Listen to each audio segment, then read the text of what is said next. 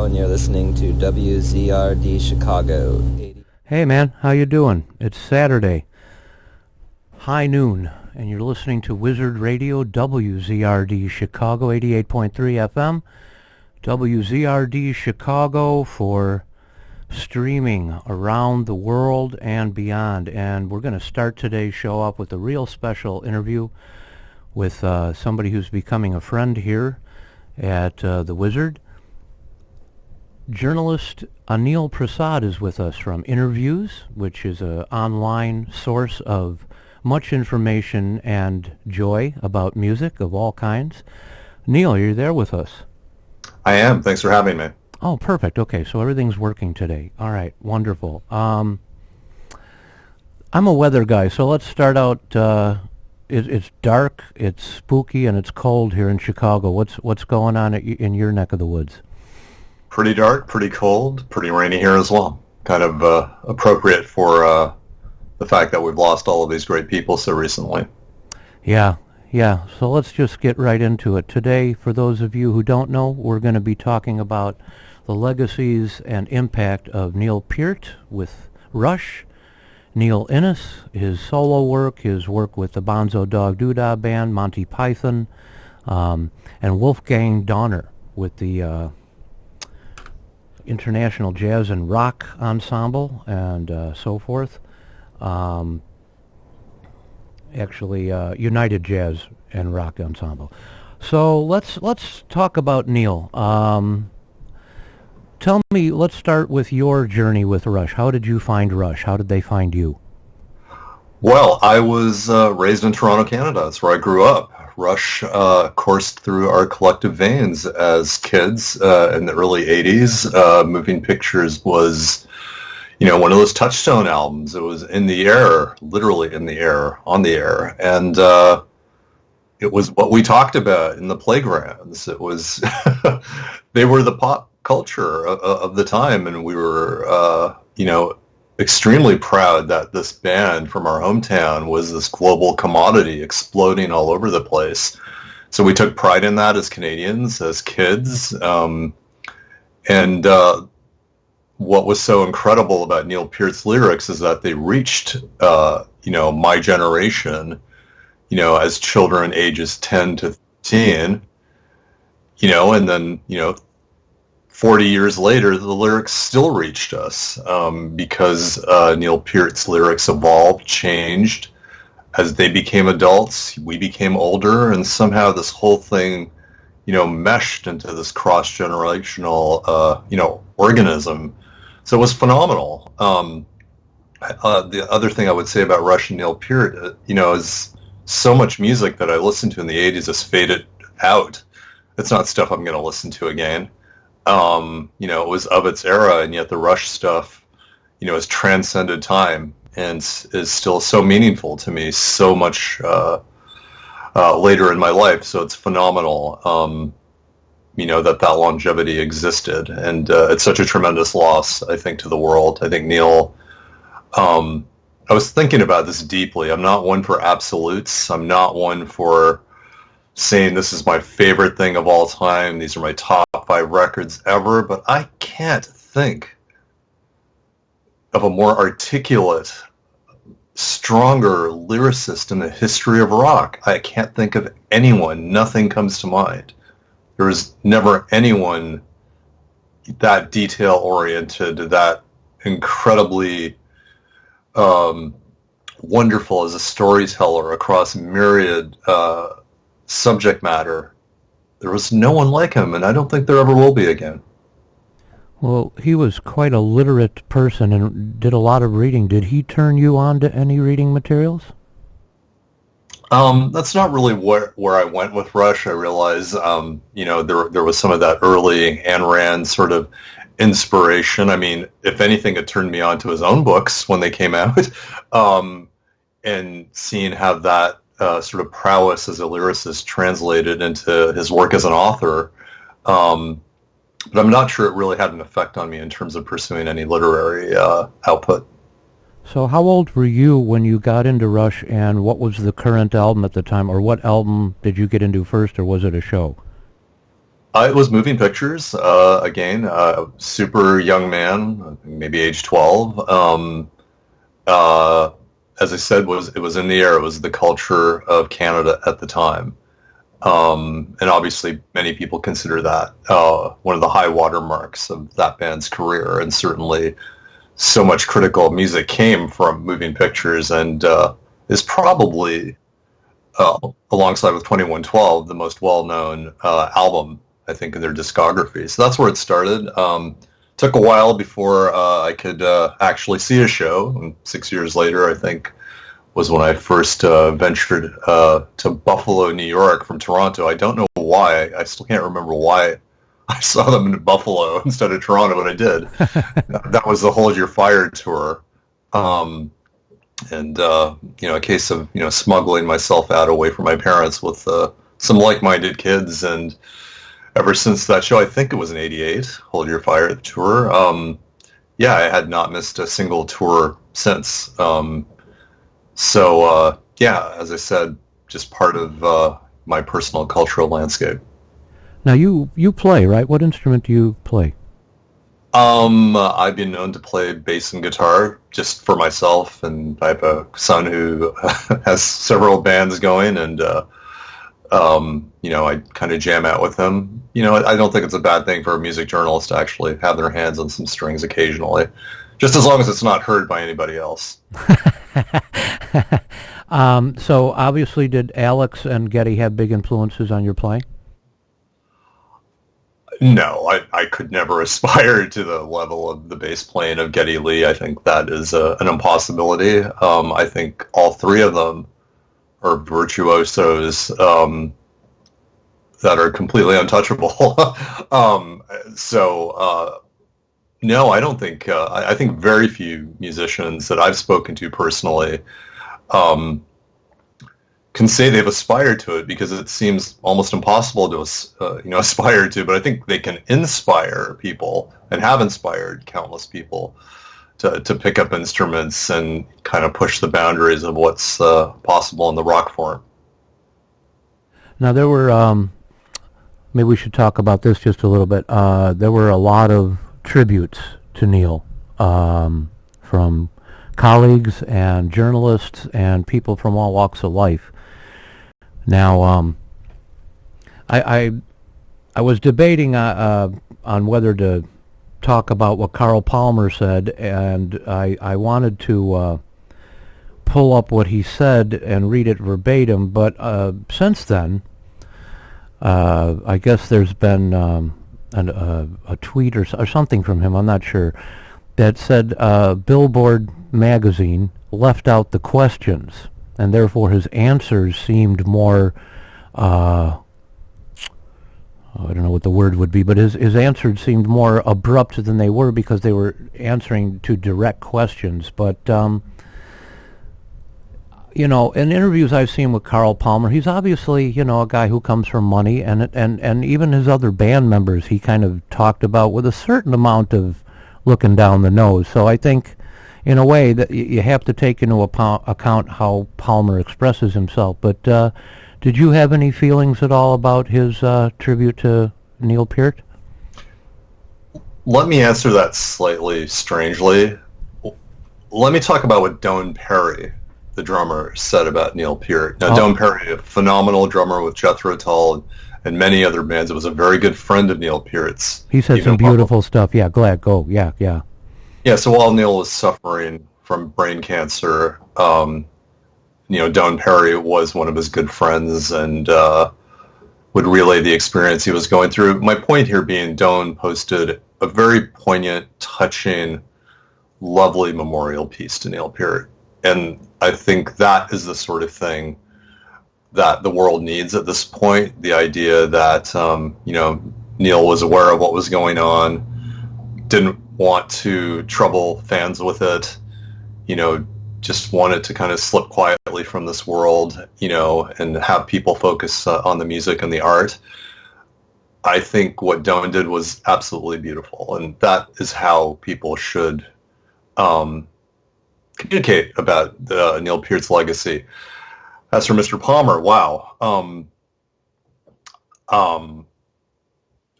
I did not consider what he did in particularly good taste. I think even the version of his comments with the questions from Billboard still revealed kind of more about Carl than it did about NEIL PEART.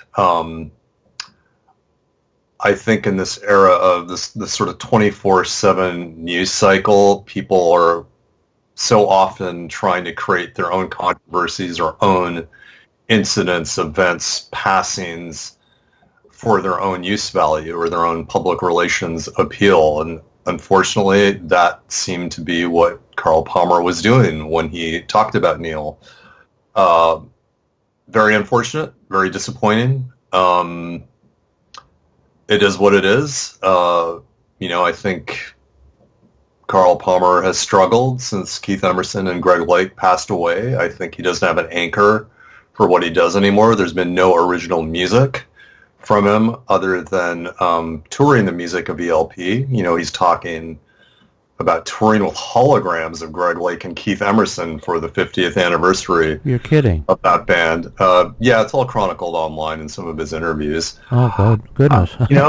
And then contrast that with NEIL PEART, who, for 40 years, album after album, tour after tour, new music, new songs, endless dedication to his instrument and evolving how he played, incorporating jazz influences, doing Buddy Rich projects, becoming an acclaimed author,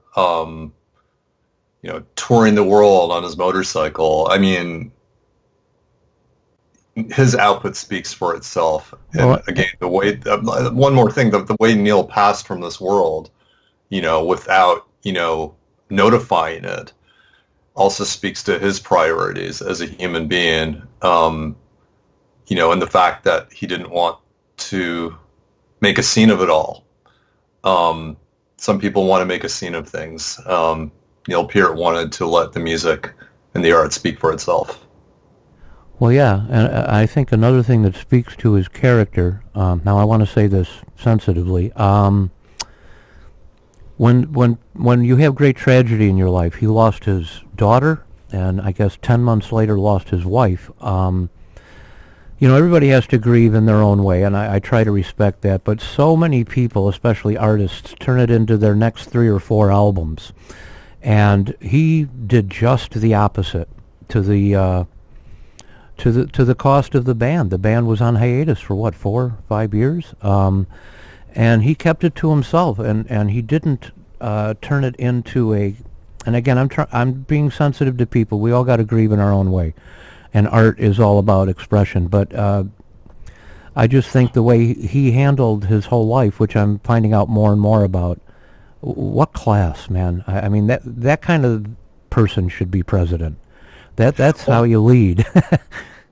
Well, I mean, the subsequent album, Vapor Trails, actually did explore his feelings about what went on and what went down. It just didn't do it extremely directly, and that was a really wonderful record as well, I think. The album titled Vapor Trails, in and of itself, I think partially referred to the fact that we all leave these trails behind us as we dissipate and pass from this universe. So it was there. It just wasn't, completely overt. And, the band members were extraordinarily supportive. They're a family. They're still a family. Even with NEIL PEART gone, it's still a family. And they were very open to giving him what he needed. If I recall, Lifeson and Lee didn't even broach the topic of Rush when PEART was going through all of that. And they let him bring it up again. At some point he said, well, I think it's time to talk about the band again. And then they reactivated it. So I think they all had the confidence in one another, and again, very supportive, unlike other bands we know of where someone experiences a tragedy or a health incident and then that band goes on or kicks the band member to the side. That's not the sort of thing that Rush was about. It was a community. I mean, if you watch the the final documentary they did, Time Stands Still, I mean, the crew, the management, all of these people had been along for the ride since the 70s, it was an extended family, of everyone involved in that band to the end. I think they were all, supportive of whatever issues anyone was going through at any given moment. Yeah, I mean, it's just such a model. Some of my favorite bands that sing a lot about love and peace and higher consciousness, and they all hate each other and treat each other horribly. And, yeah. Now, one thing I'd like to discuss, because Rush is something that is new to me. I am just getting into Rush on a deep level. And when I get into people, I like to listen to their catalog in order, if I can. And just get to know the band on that level. One thing that strikes me is fans feel that Rush had an integrity. So many bands that started in the 60s or 70s and then had to negotiate the very difficult 1980s. It seems that fans hold Rush in very high esteem for how they negotiated the devil's dance, if you will, that you kind of had to do to succeed in the 80s. As a fan of Rush, can you speak to that a little bit? Well, I will say something extremely controversial, and that is that the 1980s period of Rush is my favorite Rush period. Let's remember, Moving Pictures was 1981, and then we went on to an incredible run of albums between, there's Signals, Grace Under Pressure, Power Windows, Hold Your Fire, into Presto when they switched labels to Atlantic Records. I thought they incorporated technology incredibly well. I loved the synthesizers they brought into it. They were so tastefully used, in my opinion. Very minimal, almost sometimes, Steve Reich or Philip Glass inspired approaches. As Geddy Lee would say, I'm no Keith Emerson, and he didn't need to be, because that's not how they incorporated synthesizers. By the time they got to the Presto album, they chose to work with this powerhouse production and engineering duo of Rupert Hine and Stephen W. Taylor, who did the engineering and mixing for that album, and then a subsequent album called Roll the Bones in 1991. They were working with Peter Collins, another fabulous producer, on the previous albums in the 80s. I think the songwriting during that period is incredible. There's an album called Grace Under Pressure. It's kind of Rush's Cold War album. Looking at what the collective consciousness of the world was, that we could be nuked at any given moment. Again, part of what all the teenagers were thinking at the time. There's an album called Power Windows that talked about. There's a song on it called Big Money, which could have been written easily right this moment, given the way the world is going. So, again, I think the 80s were an incredibly fruitful period for the band, and then as grunge kind of emerged, as the tide turned kind of against the synthesizer world, I mean, Rush sort of shifted back into kind of super hard rock territory. There's an album called Counterparts, going into Test for Echo in the 90s, and then that moved into, again, you mentioned Neil's personal tragedies. There was an album, obviously, we spoke about called Vapor Trails. Then as it got into the final two albums, Snakes and Arrows and Clockwork Angels, again, these were pretty hard-rocking albums, as they say. But I think beyond the incorporation of synthesizers in the 80s, the music is pretty darn timeless, I think. I don't think they really worried too much about fashion. I think when I'm talking about the music, there were some pretty spectacularly funny hairstyles, in Miami Vice outfits in the 80s, but that was kind of the only the Rush skinny tie period. I mean, there's that part, but take away any of those image elements, and I think the music was much more reflective of what they wanted to do than what any kind of fashion of an era was telling them to do. Well, that's the impression I get, that if the scene around them changed, they responded positively to what they liked about it, not what they felt they had to do. And also, from studying their set lists over the years, as I've been doing the last week or so, it seems that Rush had an integrity with current material that they, like a lot of bands I like that are older bands, they come out with a new album, they don't play anything from it at all. It's obvious they don't care about it. It's not a very strong album, and they go on doing their legacy material. Where it seems Rush believed very much in their current album and their last few albums. That's absolutely true. I mean, every tour was an opportunity to present their new material. The Clockwork Angels tour, the last second to last tour they did, the second half of the show was dominated by that material with a giant string section. So yeah, that has always been part of who they are. I mean, the point we've reached, where artists put out albums and then don't play any of that material. I mean, Steve Hackett, who I saw not that long ago, just made a really excellent album and only played, I think, one or two songs from it. And he actually said on stage, kind of disgruntledly, that, the world wants nostalgia, and I'm going to indulge in that and give you what you expect. But,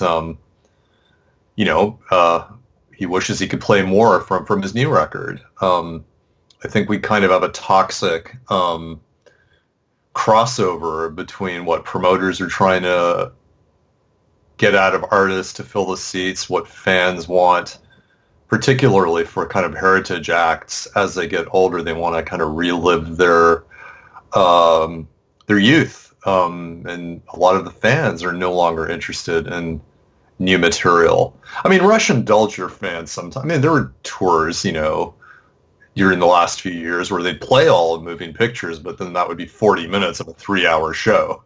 That would still have a lot of new material. I think there's one tour, maybe the Test for Echo tour, where they played all of 2112. But again, given these giant, ultra-lengthy Rush shows, if they chose to do a full album, it would still be like a quarter of the show. So I think they appreciated their past as much as they appreciated the present, and I think they gave everything the attention it deserved in their shows. Well, it's a funny subject, this idea of older bands and their set list choices. If you've been into a band for 40 or 50 years and you go see them a lot, yeah, you want deep cuts, and they play this stuff all the time. I wish they'd pull that out. Until my girlfriend and I got tickets for Gordon Lightfoot. And we were both thinking, boy, I really hope he plays Sundown. I really hope he plays The Wreck of the... so a band that you're not that into, that's been around a long time, I found myself on the other side of the equation, hoping, gosh, I hope he does play all the stuff I'm familiar with. So it must be tough to decide what to do after you've got more than, when you've been around for a while, you've got 2 hours worth of material already. But I have a question for you. Being a Rush fan, I'm working my way kind of backwards, actually, through their set lists and reading about what they toured with. In the early 70s, I think most people were influenced by Pink Floyd touring Eclipse, which became the Dark Side of the Moon. A lot of bands would come out and play you their whole new album, and it hadn't come out yet. And, Genesis, I saw the world premiere of The Lamb, and it wasn't even out yet. And that's all they did. And that's all they did, and they came out and did Musical Box. And Yes was touring all of Tales, and a lot of bands liked to do that. Do you know, with your information on Rush, in the 70s, did they do that? Would they come out and play a whole new album that wasn't out yet, or anything like that, or do you maybe not know that? I don't actually have an answer for that question. I mean, they didn't really do a concept album until 2112. Whether they played 2112 in its entirety before they recorded and released it, I don't know. I don't recall them doing that. There's like such a tight period there. If you think about it, they did 3 albums in like 2 years. Fly By Night, Caress of Steel, into 2112.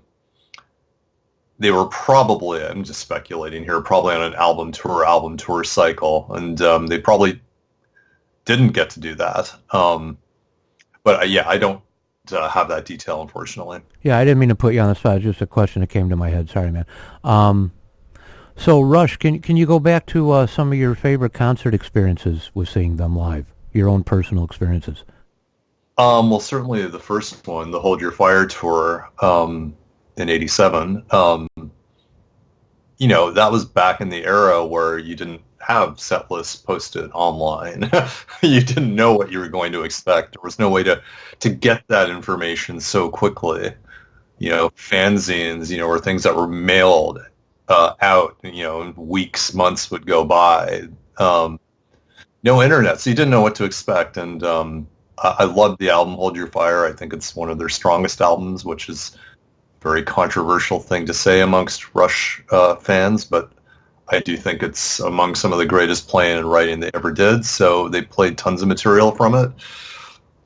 And there was I think the big moment of the show is the same for everyone that saw that tour during the midst of the song Tom Sawyer, one of their biggest songs of their career from Moving Pictures. I believe it started with some animation, and then the stage goes dark and then comes on, and then there's these giant inflatable bunny rabbits on either side of the stage bouncing up and down to the music, basically just, puncturing anything serious or anything.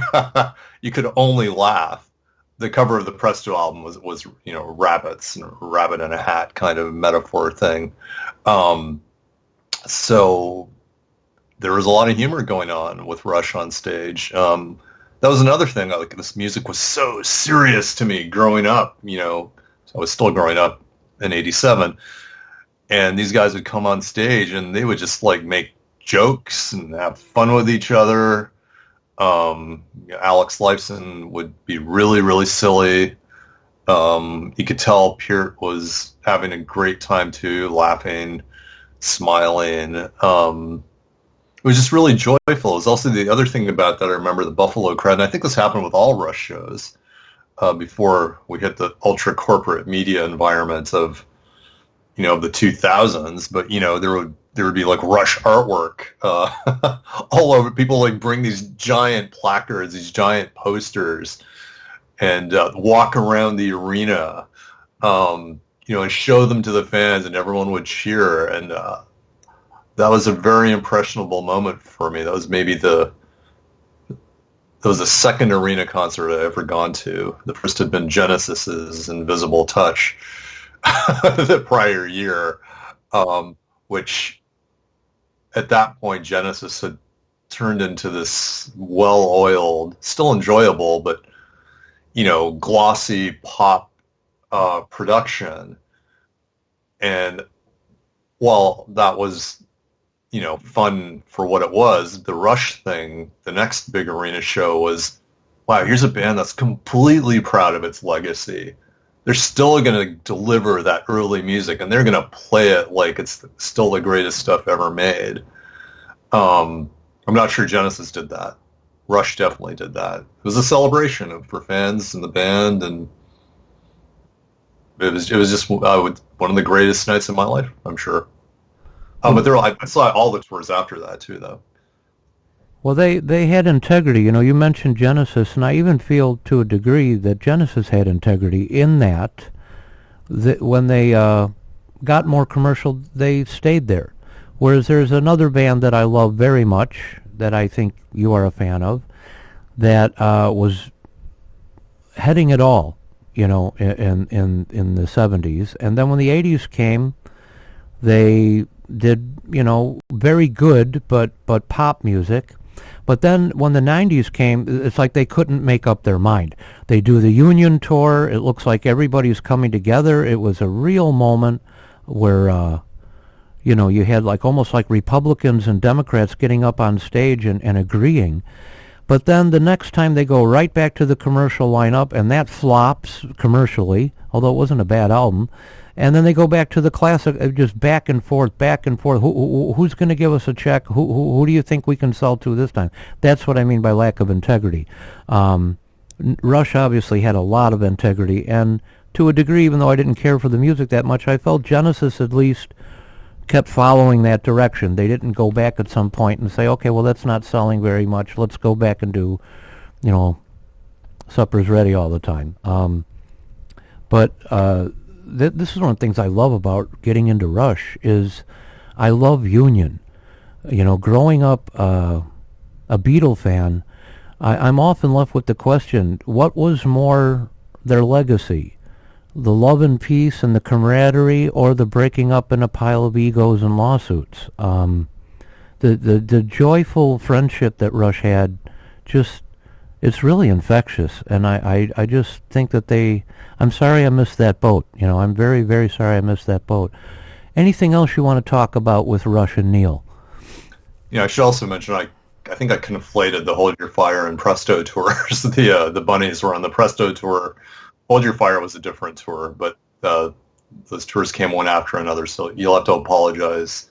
Accept my apology. I'm reflecting on like 38 years of seeing Rush or something. So other thoughts about Neil Peart.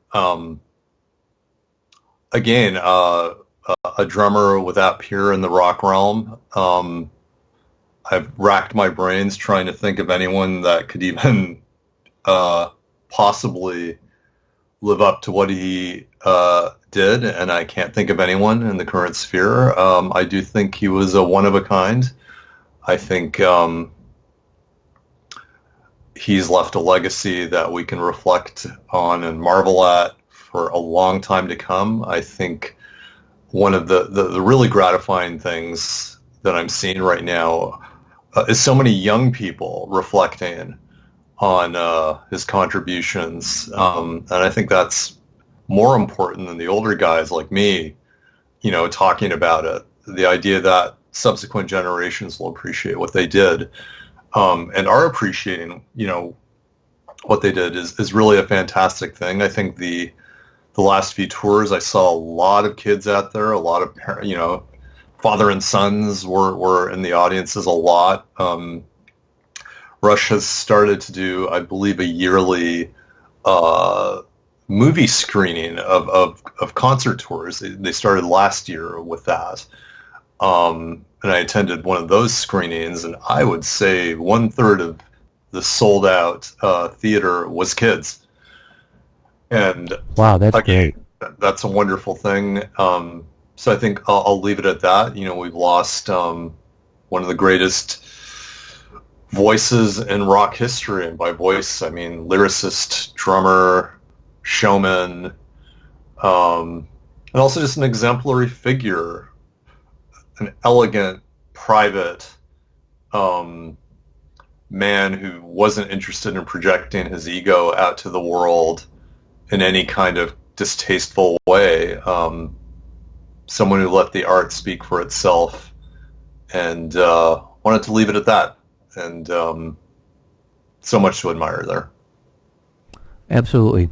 Absolutely. I agree 100%. Now, we just, on the same day, and I read about it first, Wolfgang Dauner, composer, improviser, keyboardist. He was born in 1935. I'm looking at his wiki page. Born in 1935. He died the same day Neil Peart died. And he was the co-founder of the United Jazz and Rock Ensemble. Now, I found out about Dauner through his work with Eberhard when Output came on, and I saw that Output actually came out in 1970. I didn't get into Eberhard until 74 when his first album came out. But working backwards, I found the name. So tell me how you found the music of Wolfgang Dauner and his legacy. I did find out about him through the work of Eberhard Weber. I think when I was kind of digging into Weber's back catalog and history, I realized there were all these albums he did before, his work with ECM and all those ECM collaborations came through. That fascinated me, that he had this career before all of that the Americas had no idea about. And he used to play a regular contrabass too. So he did a lot of the Wolfgang Dauner albums, a lot of early albums. He was a core member of Dauner's band, as were people like Jean-Luc Ponty, another amazing violinist named Siegfried Seifert. Oh yeah, the Polish violinist. Yes, he worked with Oregon, right? Yeah, and there was a lineup of a Wolfgang Downer band that had Larry Coryell and John Heisman in it. Downer had a band called Etc. That had a shifting lineup. So he was doing this sort of jazz rock stuff from the mid '60s onwards. He's one of the pioneer presences of the jazz rock world, and he's completely uncredited in the Americas. I mean, he's a legend, in Germany and in Europe, and Western Europe and Eastern Europe, actually. And that's okay. Everyone doesn't have to be known in the Americas. I mean, we like to kind of think the world revolves around us in America, but it doesn't. There are all these incredible, cross currents from around the world. Some guys make it through, like Joe Zawinul, from Austria, who I would consider, a peer to Wolfgang Downer. Doldinger? Yeah, they played together as well. You mentioned the United Jazz and Rock Ensemble, and that was kind of a superstar kind of reunion of relationships that went back to the 60s and 70s and kind of went on to the latter day of Wolfgang Downer's career. I don't know if names like, there's an incredible trombone player named Albert Mangelsdorf, who made some incredible albums for the MPS label. Again, also jazz rock stuff.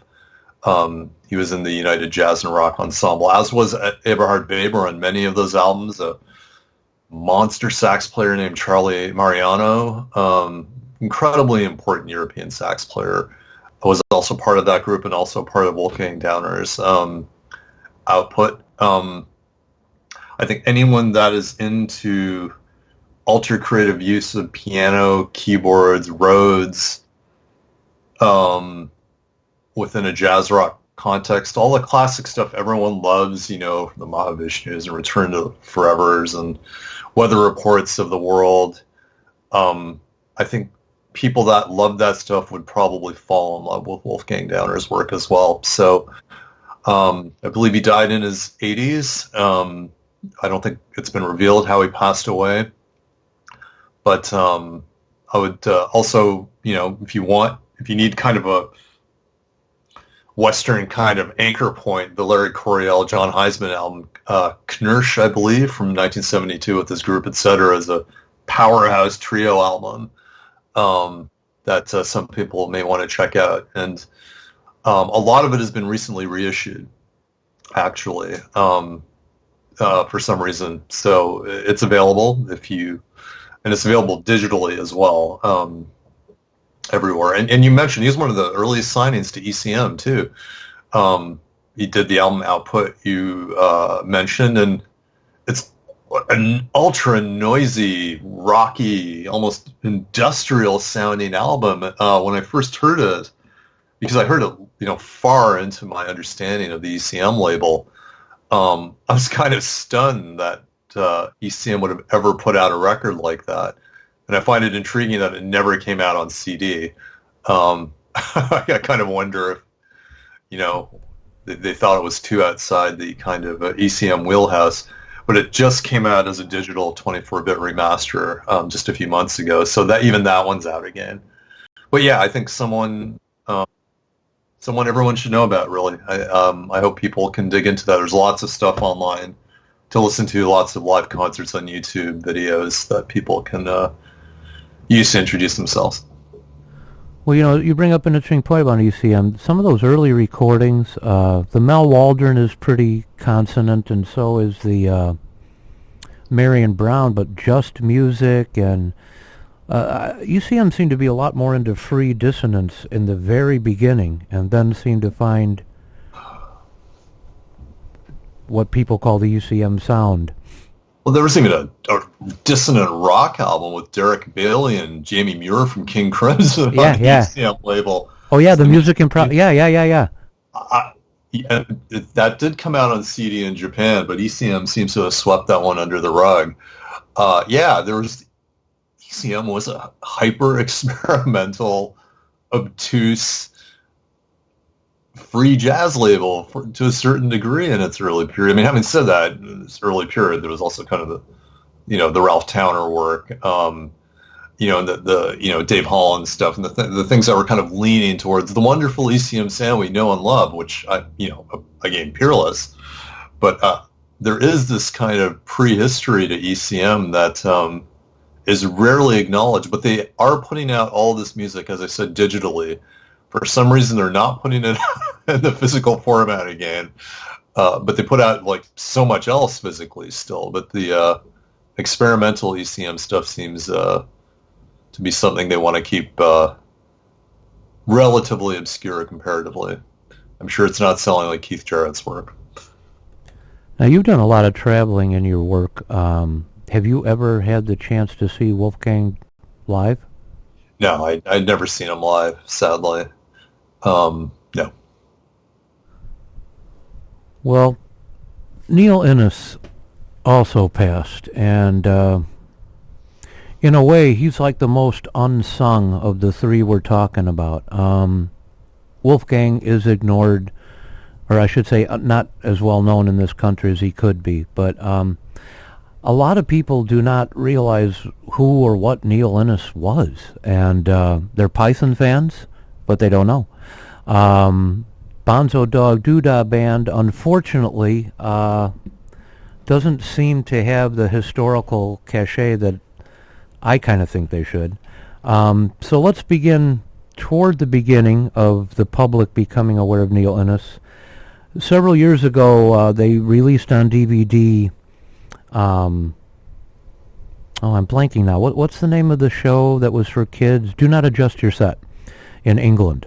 Eric Idle, Michael Palin, Terry Jones.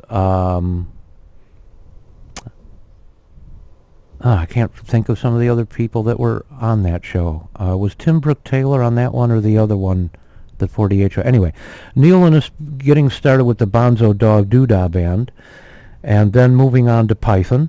Talk to us a little about his genius.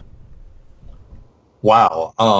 Hard to even know where to start. I would say the two defining obsessions of me as a early teen were Rush and Monty Python.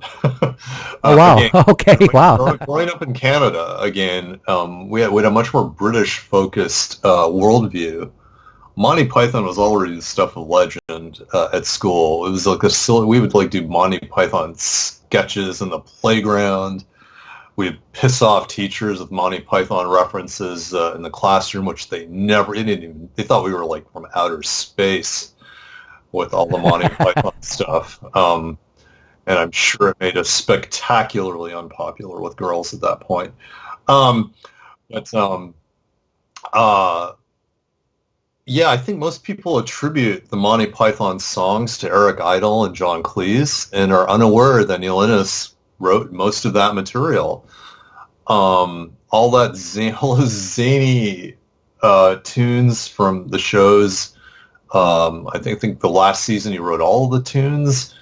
Those crazy arrangements. If you have the Monty Python albums, you'll know how not just silly and zany they are, but how musically complex some of it is as well.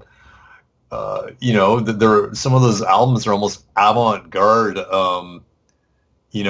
sonic constructions, and a lot of that goes back to Neil Innes. And did they call him the seventh Python? Is that what they called him sometimes? Yeah. Like the fifth Beatle.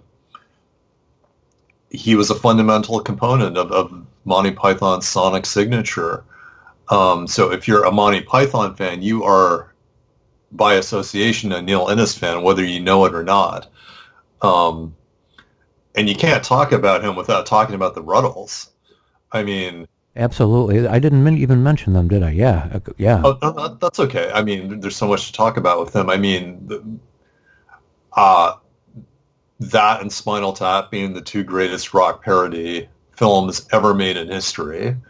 The Ruddles, if you're not aware, this kind of this note-for-note, scene-by-scene retelling of the Beatles' history, but as a complete parody and satire.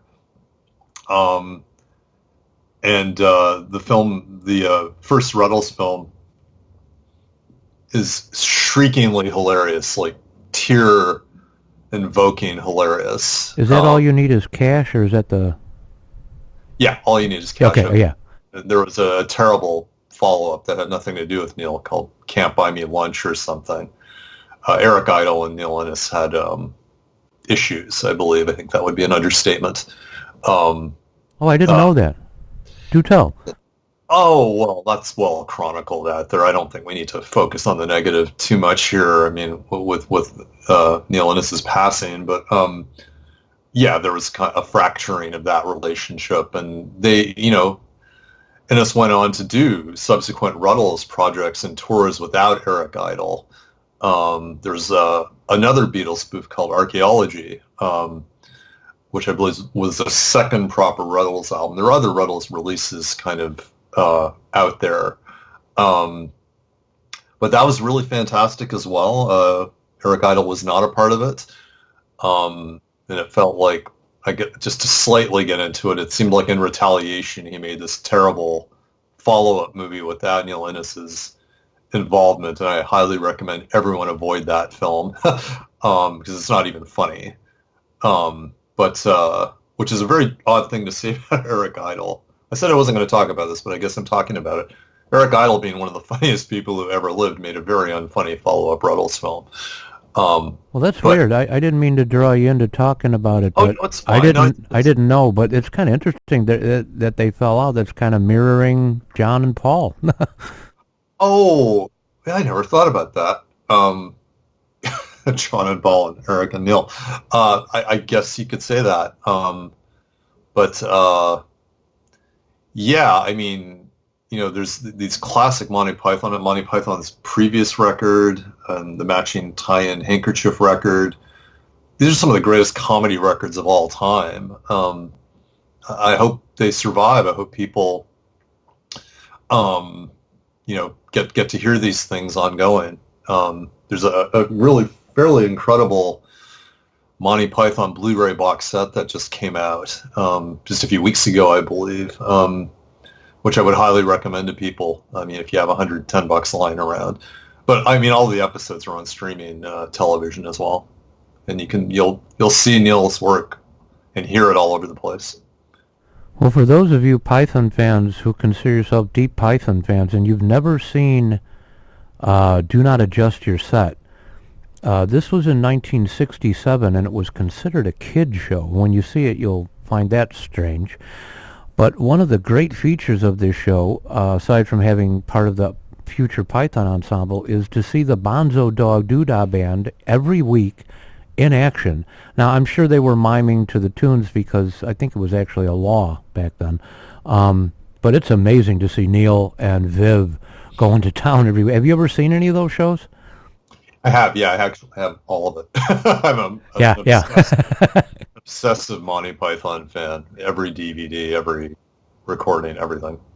Now, I didn't know about the Blu-ray that just came out, but I picked up used, and I think it was only $35. I can't remember what it's called, but it's the Mega Complete. It's DVD. It's not Blu-ray, but it's got every episode, every personal best special they did, every live thing. Yeah, if you can get a complete Monty Python box, it's a world unto itself, and Neil Innes had so much to do with that. Thank you so much for making that clear, how much he had to do with their stuff. What's really funny is Monty Python put out this Blu-ray box set, and they called it I believe it's called the Norwegian Special Edition. Just comedically, and I remember I went to Amoeba Records in San Francisco, and where I live in the Bay Area. I bought it there, and I took it up to the counter, and the counter clerk said, "Hang on, no, you might not want this." And I said, "Why wouldn't I want it?" He said, "I think it's all in Norwegian. We probably have an English version that we could get."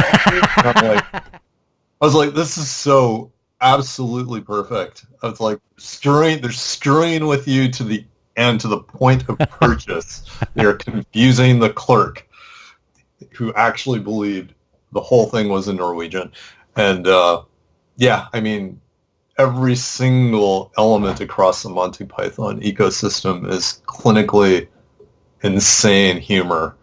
And they just, I think that's what I think that's what Neil Innes lived for. I think that's what all those members lived for, was just messing with people's heads. And I just thought the fact that the checkout clerk was messed with. See, I thought they were from Norway, so this is news to me. Have you ever heard the story Neil Innes tells about being at Apple and the party, and there's magicians and stuff entertaining, and his son, he looks around, where's my son? Have you heard that story? I have not, no. Well, he should tell it. You can find it online, but since I brought it up, it's funny. The guy was asking him, did you ever hang out with John Lennon much? And he said, well, we were at this party at Apple, and there was a magician and my son, and I look around, where's my son? So I go down the corridor, and I open the door, and there he is, sitting on the lap of a Hell's Angels guy who's feeding him beer froth on his finger. And he's like, excuse me, and they're over on the floor in the corner are John and Yoko just sitting there. And he's like, oh, hey, Neil, how you doing? And Neil's like, I'm fine, but my son's on the knee of a Hell's Angels guy, and he's feeding him beer. A tremendous human being, from what I understand, too. I think he was very generous with his time, and I think when people, the two or three people in his life who recognized him on the street, he was a very giving and lovely person. And humor is so needed right now. It is indeed, yes. I don't know if we're talking about three incredibly unique individuals between, Neil Peart, Wolfgang Dauner, and Neil Innes, and nothing any of these three have accomplished is in any way something that can be replicated again. So I'm hoping people use this material, this output, as inspiration for further output. And yeah, there's a lot less laughing going on these days. We're kind of in the realm of kind of post-apocalyptic Netflix and Amazon Prime TV series. Saturday Night Live is really not funny at all anymore. Sometimes it is. Well, now and then. They've fallen off in the last couple of years, I will agree, but I don't think it's as bad as people say it is. I mean, they can still be kind of funny, but they're hamstrung because I think they feel an obligation to be more political than normal. And plus, we got a lot going on. But in a way, I think it's the... tell me what you think of this. We're getting off subject here, but it's a conversation. In the 60s and 70s, it was the musicians who were the social barometer and the voice. Filmmakers, poets as well, but it was the musicians.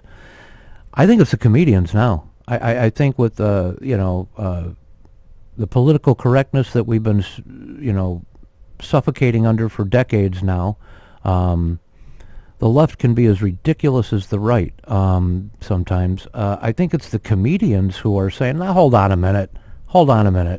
I honestly think in this country it's the comedians, like, whether you like them or not, and I don't always love these guys. Bill Maher, Joe Rogan, Bill Burr, just to name a couple, Chappelle. I think they're our social voice right now. I think musicians are too afraid to say much. I know there are those that are, but they're too afraid of losing half their audience, and I don't think comedians care. Well, I get musicians tell me this all the time, that they're afraid to say anything on social media, at their concerts, because they're kind of at this, they realize they live in a state of the world where we are very divided politically. And given that it's so difficult to eke out a living, they feel paralyzed to actually use their own voice. I'm not a huge fan of the current comedic spectrum. I think it's pretty narcissistic. very self-centered. So my two comedic high watermarks, what are they? They're George Carlin and they're Monty Python.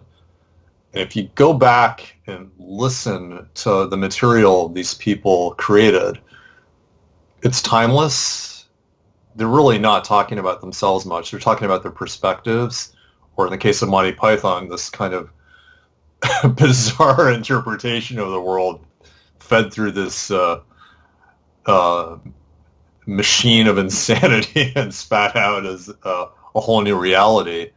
But they don't talk about the specifics of what's going on in the world. Rather, it's reflecting what's going on in the world. And that's why this stuff is timeless. George Carlin's work will live forever. Monty Python's will live forever. I don't know if the current comedy with people talking about cell phones or Facebook or Donald Trump or Joe Biden. I mean, this is all disposable content that will be meaningless. I agree. 10 years down the road. And in 10 years, 20 years, 30 years, you can still watch that Monty Python or Ruddles movie.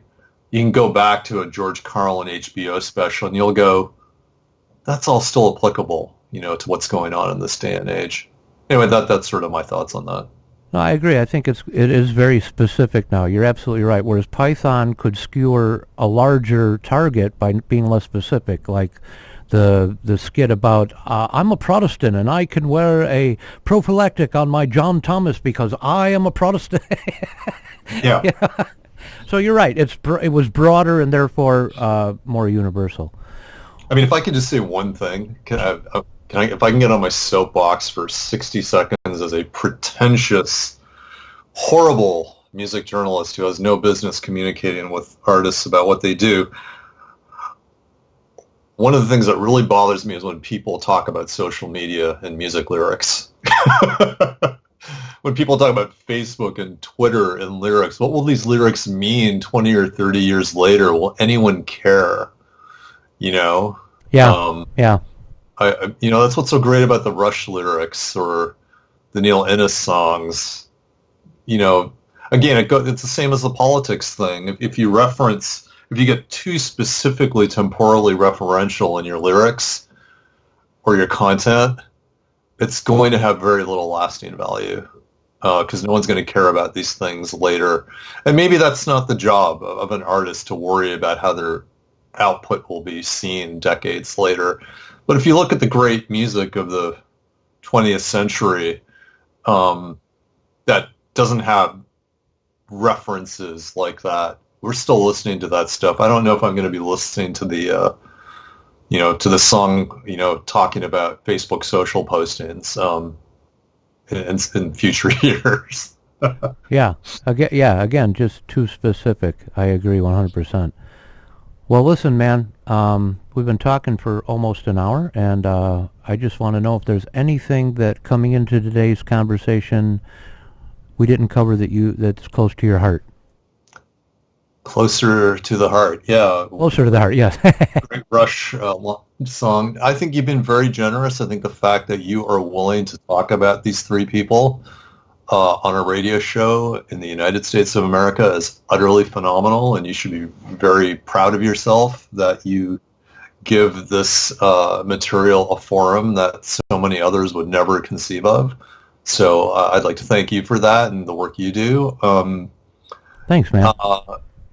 And it's great that you want to celebrate these amazing legacies. And I think everyone knows who Neil Peart is. And I think it's fantastic that there is uncountable numbers of celebrations and reflections on his work. I hope people use this as an opportunity to look at Wolfgang Dauner's output or forensically investigate the world of Monty Python through the Neil Innes lens. And I'll